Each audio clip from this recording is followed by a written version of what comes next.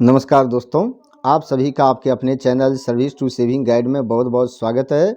जैसा कि आप जानते हैं कि समय समय पर हम आपसे अलग अलग सर्विस रूल्स पर चर्चा करते रहते हैं।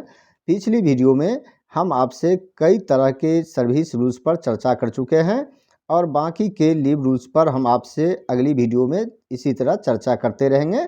आज की इस वीडियो में हम चर्चा करेंगे स्पेशल कैजुअल लीव यानी कि विशेष आकस्मिक छुट्टी के बारे में, जो किसी भी केंद्रीय कर्मचारी को फैमिली प्लानिंग यानी कि परिवार नियोजन के केस में ग्रांट किया जाता है।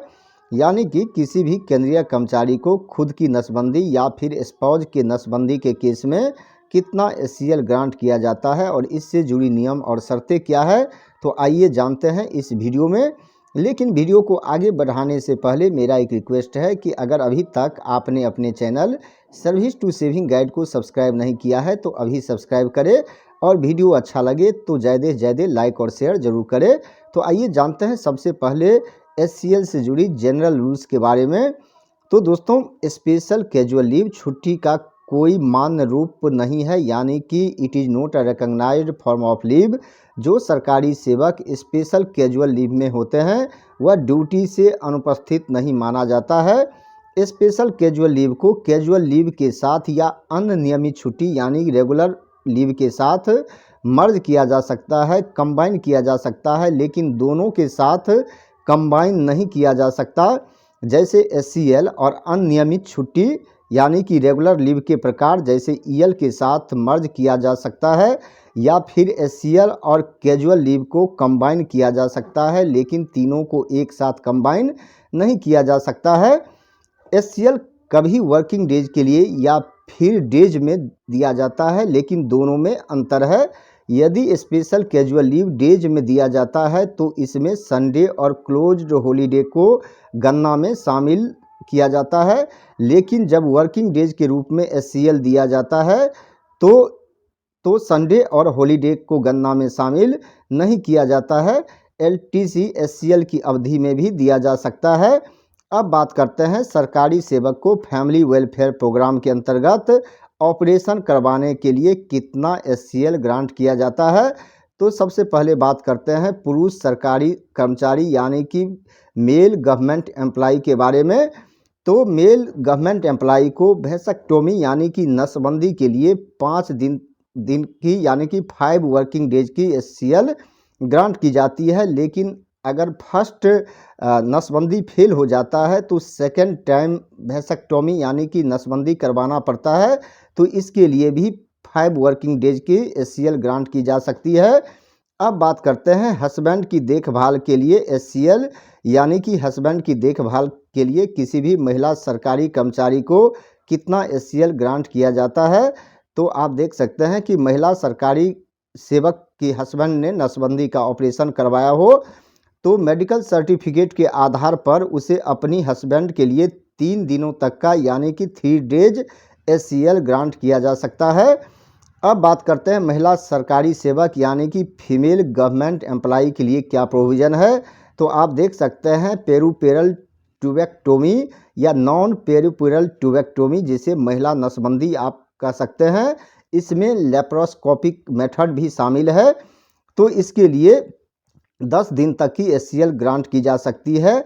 और puerperal tubectomy non puerperal tubectomy for second time यानी कि अगर सेकेंड टाइम नसबंदी करवाना पड़ता है, यानी कि फर्स्ट टाइम जो नसबंदी होता है अगर वह फेल हो जाता है और सेकेंड टाइम ट्यूबेक्टोमी करवाना पड़ता है, तो इस केस में भी 10 दिन तक की एचसीएल ग्रांट की जा सकती है। अगर salpingectomy after medical termination of pregnancy यानी कि एमटीपी गर्भपात के बाद नसबंदी का ऑपरेशन यानी गर्भपात के बाद यदि नसबंदी का ऑपरेशन करवाना पड़ता है तो इसके लिए भी 10 वर्किंग डेज एचसीएल की व्यवस्था की गई है। लेकिन सेलिपेंगटोमी ऑपरेशन के बाद सीसीएस लीव रूल्स के रूल 43 के अंतर्गत 6 सप्ताह का मातृत्व अवकाश लिया गया हो तो एचसीएल नहीं दिया जाएगा। अब बात करते हैं आईयूसीडी यानी कि आईयूसीडी इंसर्शन री इंसर्शन की, जैसे कि कॉपर टी लगवाना या दूसरी बार लगवाना। तो कॉपर टी लगवाने के लिए जिस दिन यह प्रोसेस किया जाता है उस दिन के लिए एचसीएल दिया जाता है। अब बात करते हैं पत्नी की देखभाल के लिए एचसीएल, यानी कि इस केस में पति को, यानी कि जो मेल गवर्नमेंट सर्वेंट होते हैं उनको कितना एचसीएल ग्रांट किया जाता है।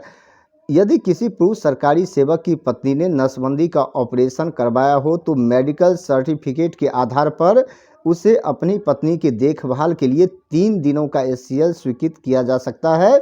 Salpingectomy after medical termination of pregnancy MTP, यानी गर्भपात के बाद नसबंदी का ऑपरेशन के केस में 7 दिन तक की एचसीएल ग्रांट की जा सकती है। अब बात करते हैं पोस्ट स्टेरिलाइजेशन कॉम्प्लिकेशन, यानी कि नसबंदी करवाने के बाद अगर कोई कॉम्प्लिकेशन क्रिएट होता है तो इसके लिए एचसीएल की क्या व्यवस्था है। तो ऑपरेशन के बाद यदि कोई जटिलता आती है तो पुरुष और महिला सरकारी सेवक दोनों के मामले में यदि अस्पताल में भर्ती होने की नौबत नहीं है तो कोई भी एचसीएल स्वीकृत नहीं किया जा सकता। यदि आवश्यक होगा तो कम्यूटेड लीव ग्रांट की जा सकती है, यानी कि अगर हॉस्पिटलाइजेशन नहीं होता है तो एचसीएल ग्रांट नहीं की जा सकती, लेकिन कम्यूटेड लीव ग्रांट की जा सकती है।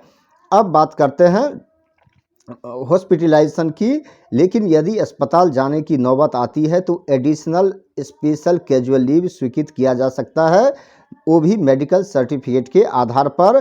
तो आप यहाँ देख सकते हैं कि वेसेक्टोमी कॉम्प्लिकेशन और ट्यूबेक्टोमी कॉम्प्लिकेशन, यानी कि पुरुष नसबंदी और महिला नसबंदी दोनों के लिए जो प्रोविज़न किया गया है कि जितने दिन की छुट्टी नसबंदी के लिए आपने इससे पहले देखा है कि ग्रांट किया जाता है, जैसे कि पुरुष सरकारी कर्मचारी के केस में 5 दिन तक ग्रांट किया जाता है और महिला सरकारी कर्मचारी के केस में 10 दिन तक की एचसीएल ग्रांट किया जाता है। तो इससे आगे अगर हॉस्पिटल में रहना होता है तो मेडिकल सर्टिफिकेट के आधार पर उस पीरियड के लिए भी एचसीएल ग्रांट किया जाएगा, यानी कि इससे आगे अगर हॉस्पिटल में रहना होता है तो ग्रांट की जा सकती है एडिशनल पीरियड को कवर करने के लिए।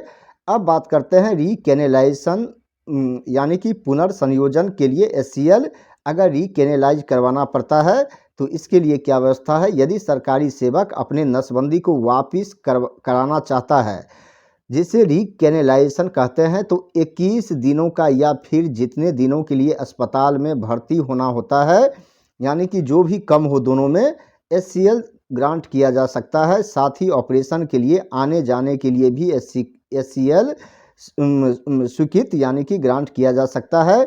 लेकिन रीकेनेलाइजेशन के लिए एचसीएल स्वीकृत तभी किया जाएगा जब ये शर्तें पूरा होता है, जब सरकारी सेवक अविवाहित हो, यानी कि अनमैरिड हो, उसके 2 से कम बच्चे हो, लेस देन 2 चिल्ड्रेन हो, और रीकेनेलाइजेशन के लिए ठोस कारण हो, जैसे कि नसबंदी के बाद उसके सभी बच्चों की मृत्यु हो गई हो, यानी कि डेथ हो गई हो। तो इस केस में अगर रीकेनेलाइजेशन करवाना पड़ता है तो इसके लिए भी एचसीएल की व्यवस्था की गई है।